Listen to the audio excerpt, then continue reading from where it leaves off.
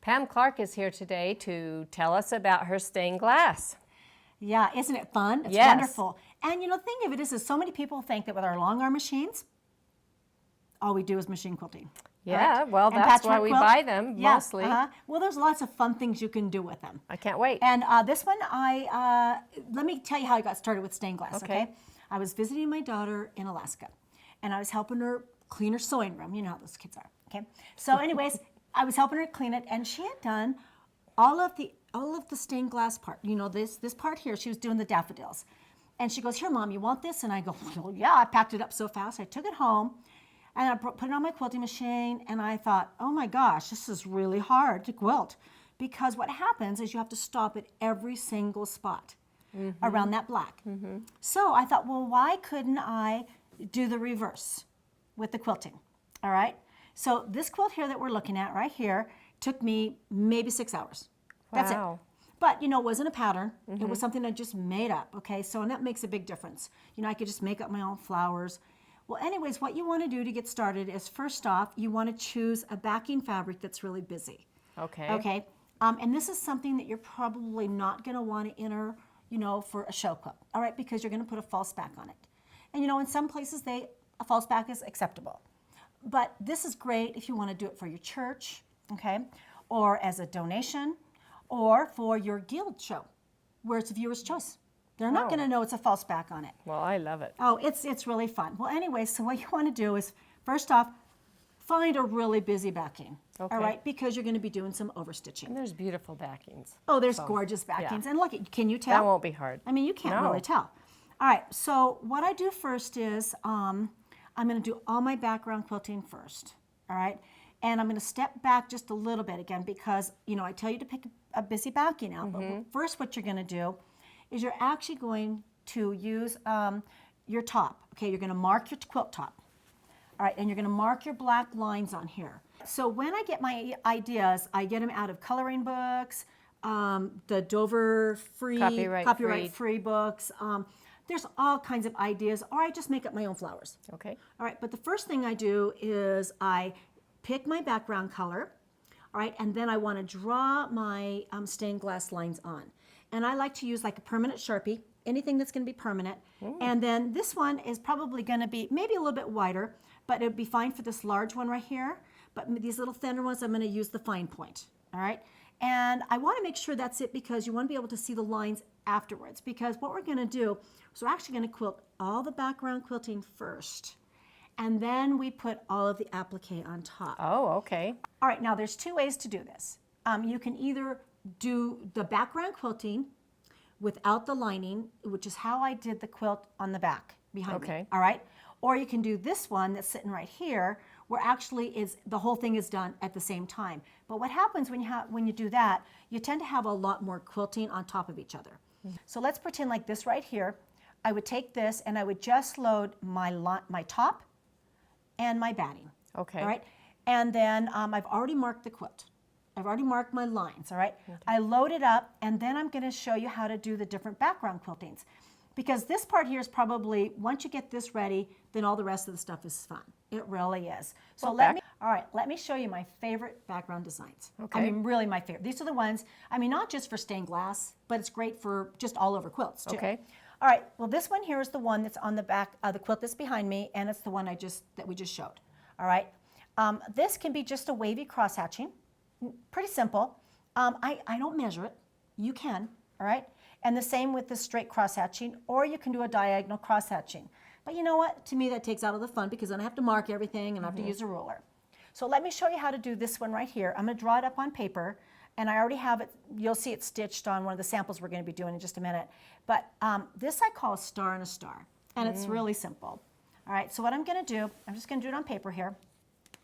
And I take it, and I start with the star, and really, I don't really do a whole star. The first one is back and forth like this.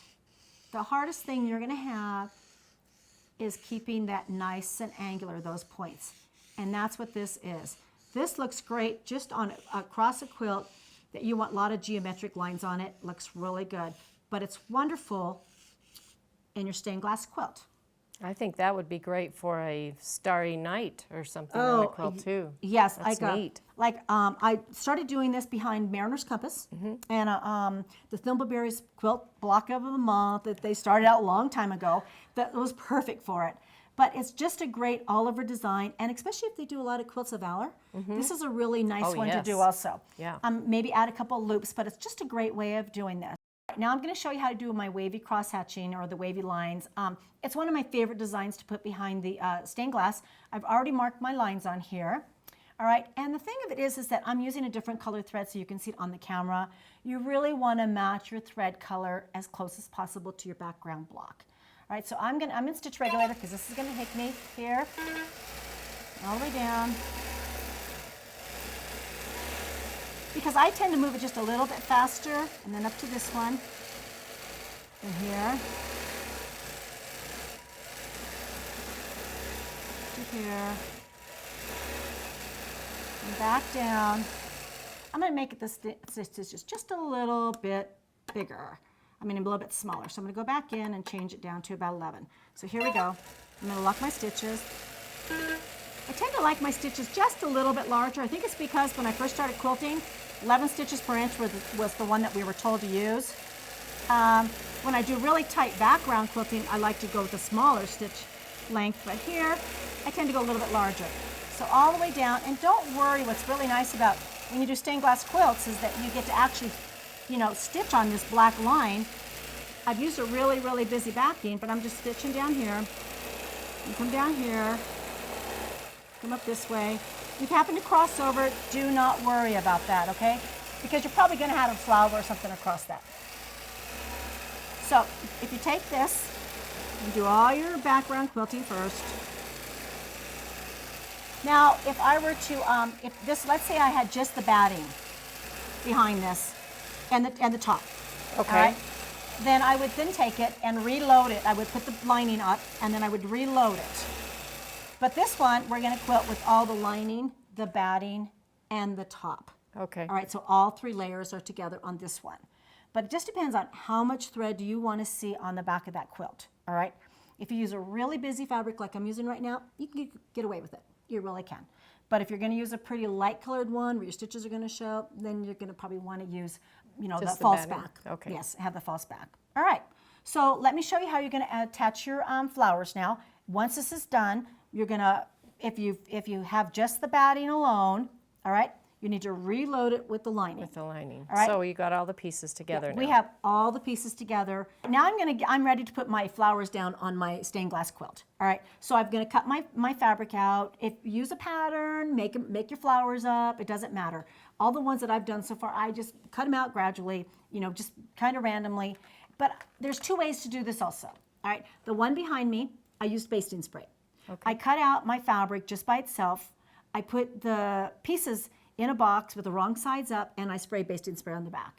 And that worked pretty good. It really did. But what happened is, when I went to put the black lead down, if I didn't get the black lead all the way attached down with my thread, then sometimes that would come out. So I really would recommend a fusible bonding. My favorite is called Soft Touch. If you can get that, it's very, very soft, all right? Okay. And it's not going to really gum up your needle. Is that made by a company? That's the name of it. It's called Soft Touch. Oh, okay. It's just fairly new out, but it's wonderful to work with. You're going to lay your stems down, all right, just like that. You can cut them out randomly. Again, if you have a pattern, go ahead and put those down. You're going to lay your pieces down. What I really like to do is to try to get it so that my black line, because I have to, when I go to put my black bias on, which I'll show you in a little bit, I have to have it so there's no raw edges. So it's kind of a little challenge too, but it's also really fun. So I'm going to lay those pieces down. And normally I don't, I can do this part on the Longarm machine, but when we go to put the black lead on it, I do take it off. Okay. All right? Okay. So I'm going to lay this all down, and you want to be careful if you're using fusible because you don't want to get on your iron. So you're going to lay it down, all your pieces. Make sure it's not upside down. Yeah. So, Yeah, that's not good. And you probably wouldn't be happy if I did that with your iron. So lay this down here, oops, and I can kind of feel it. All right, and then it doesn't really need a lot of iron on it. You're just going to take it, and we're going to put the iron over it. And if you're doing a lot of this, sometimes I'll take a box and put it underneath my table. Oh, okay. All right, and that works really well.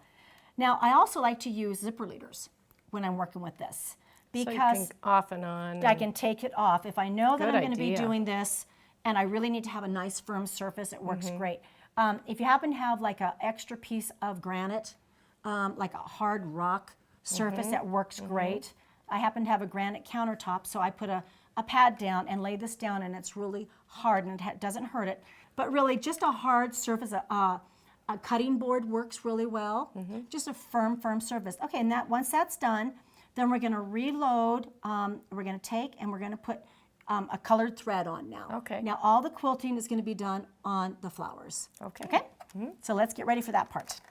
All right, once I have all my flowers attached, all right, or I can even, like on the one behind me, I actually did it as I went. I laid them down, I ironed them on, and I quilted them. All right, so once I have them all down, I have it down, and I'm now going to do the quilting. And what's really nice about the stained glass here is that you really can just kind of stitch on top of that. And I really do kind of go right along the edge. That's going to be covered with the Yes, lead. it's going to be covered with the black, and I'll show you that up here. And this is what I usually do, something like this on my leaves. Back here, or I might do this one. I love to do this in my leaves. I love swirls. Back out. I still come out and stitch around that leaf though, because even if you don't hit it exactly, this is going to keep it down because I put the black lead on even with the Longarm machine. I don't do it with the, I don't do it on my home machine. And I like to just do something like this. There's a few other things I do, but this is probably the easiest. I get in here and then maybe do some circles in this one. And when I lay these pieces down, when I didn't really talk to you a little bit about it, is that I do try, like right here, when I go to put my, my flowers down, I do try to keep them in an area like this, so when I come back with that black lead, it's going to be all continuous. All right, because this one over here, we'll see if I can get that in, it's really quite a ways away. And a lot of times there, then I actually add a little extra black lead. Okay, so I can get in there and do that circle. But really what I try to do is I try to get it so I have an area where I can come out. And you'll know more once we do when we do the lead. Okay, so once I'm done with this, I still want to come out and go around that. And then I just come in here and just fill this in with, you know, any type of quilting that's going to get it to lay down. I try to do like petals, but I still try to get all the way out to that edge, because if I don't get that black lead on it just perfect, then there's a good chance that that's going to come out. All right, and that's why I don't do, I don't recommend when you first start this, is to do the fusible, the basting spray. Once you're comfortable doing this, then you can go ahead and do the basting spray. All right, and then we're going to go over here. I just kind of, what's really nice about this is you get to travel down here into this one, and this one I come in like this. And if I can get my little stitches all the way out to the edge like that, then I don't worry about it too much. Way out there. And I'm not too concerned if that black lead's going to cover up those little loops. I'm really just trying to get thread and texture into that flower. And I try to kind of hit that little flower right there. All right, now since I'm loose over here, I'm going to have to come back and just do a little bit of stitching on that. Okay, and this one I'll just take and I'll just do a great big swirl in here. I mean, these are all just really easy things to do. I do have a DVD out on just a really simple design on this, but it also teaches you how to do 4 other applique techniques. And I come out here, about like that. This is why it's really important that your backing is really busy. Right here. All right, that's it. Now the next thing I have to do is put the black lead on it. So let me just show you what I use for the black lead. All right, and this is from Clover, but there's also some generic brands out there, and I just buy it at my local fabric store, or you can get it at your local quilt shop. Or on the internet. Or on the internet, yes. The internet's great. It's a 1/4 inch, and what's really nice, it has a paper backing, but back here, this is an iron-on. And when we go to put this on, you don't want to stretch it because it's on the bias. All right, now I have put this on using just on my frame like this, but what happens is the iron cools down too fast because of there's no hard surface under it. Right. So if I'm just doing one little thing, I could probably go ahead and do it.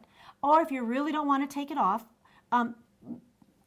make a box or a little table under there so you have a really hard surface, because it's very important this doesn't stretch on you. I like those zippered leaders idea, because then you can move it over, do this, and then move it back. Exactly. The zipper leaders are great. That's really the best thing to do. So I'm going to go ahead and take this off. I'm going to take it to a hard surface, and then I'll show you how to apply your black lead. All right, now I'm ready to put my stained glass lead on. All right, and the thing of it is you want to look at it. And I've got my lines are marked right in here and in here. So what you want to look at is where you're going to be putting another lead over the top. And what's nice about this black lead is that once you iron it on, if you happen to make a mistake, you can actually pick it back up and stick it underneath That's of it. always good. Yeah, it really is. So there's just one little part right here. So this is really going to show you right there. So I take it, and what you don't want to do is do not stretch it. All right? Oh, because it's on the bias. It's on the bias, especially when you go to load it back up again. And if you happen to be like me, I kind of pull my stuff a little tight, it's going to pop out. Sharp scissors are really important, all right? Then you just clip it right there. I take this, I lay it down right there. I know I'm going to have a 1/4 inch to work with across here like that. Now, this is the stuff you can, buy at the quilt shop or online or at a fabric store. But sometimes on like the stained glass that was behind me on the camera, well, I had to make my own. I had to make like 1.5 inches. Really? So I just use those little clover bias things again. Oh, okay. And that works great. Okay. And I like to use Kona Black. Kona Black is great because it pretty much matches everything. It really matches this. Okay, so once that's all like right in there, I have to still look. Now I can go ahead and do my leaf, and the leaf is probably going to be the hardest part. But when you look at this, then again, before I do all of my leaf, I still have a line right there. So that needs to get covered up. So you want to do all of the pieces that are all of the markings on the background first, and then the applique? Well, not always, all right, because see, if you look here, sometimes it works, sometimes it doesn't. This one here, I told you I was going to have to come here, but really, you know what? I really have to go on that one. So there, but let's say I made a mistake. Not really make a mistake, okay? You just, I cut it down like that, and I kind of go with the angle of that, and then I realize, oops, I iron this down. This is going to go out in my binding right here. So that, Okay. I actually allow a little extra bias there. I think, oh, I forgot to put this one right here. So all you need to do is either get it warm again and lift it up and stick it under. All right, so, the whole idea is to try to get those done first, all right? So let's say those are done, and this one right here, let me put this one on. Now this one, if you see it's at an angle like that of my leaf, I actually take it and I want to clip it. So that it's at that angle. Yes, and it doesn't have to be exact. That's what's so nice about this. Because you're going to come back over it. You just want to make sure it's going to cover. And this I don't have to worry about because when I come back through here with my flower, it's going to be covered. There. All right, so I'm going to do a leaf and then I'm going to do a circle.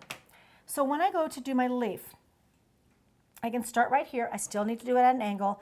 And a lot of times what I'll do is I'll keep a piece of paper on my quilt. And then I can keep all those, so all these little clippies right here. Oh. Okay. So I don't iron them onto my background. And even if you did, it'll come right off. Okay, so I'm going to come up like this. This is probably going to be the hardest part you're going to have. When you get right here, and we'll probably get the camera in really good. Let me get that down nice and tight. Okay. And then what I want to do, I can use a pen or my scissors, and I want to do like a 45-degree angle. So I'm going to take this and I'm going to pull it like that. So it's kind of like when you're doing your mitered on your corners on your quilt. Or a binding. Or a binding, on your binding. So I take it, and if I just see if it's warm, so I've got this little crease right there. And then I take it, and I iron it. So a lot of times, let me show you what I'm using. I'm using a piece of granite underneath of this. And a lot of times if I have a Lazy Susan, hopefully my arm's not in the way, that tends to do that. If you have a Lazy Susan that you can put this on, then you can turn it as you're going. Oh, all right, and that works really good. Yeah. And I give it one little good press again, clip this off, and then I'm just going to keep working around until I cover all of this up. That turned out nice. It covers up a lot of errors, all right? And it's really funny because I teach this every once in a while at a show. And I'll have some of the girls, and it's a background class, and I'll get going on this. And let me show you while I'm talking. When I'm doing a circle like this, and when I was doing it on the camera, on the machine, I remember I told you to try to get that right there on that edge there. So when I come back around like this is what's so nice about this bias. It really does move. I can come up like this. It really bends really nice like that. And I would actually want to put some of those in there first, but I'm going to take this, and this is where that Lazy Susan comes in. But I'm using this piece of granite right here, which is really nice, and it gives it a real firm surface. So I can also take that and just move it, all right? Because you don't want to get your hand, you want to be able to be really, really easy with it. Don't stretch it. I can come like this, and then I can also come back.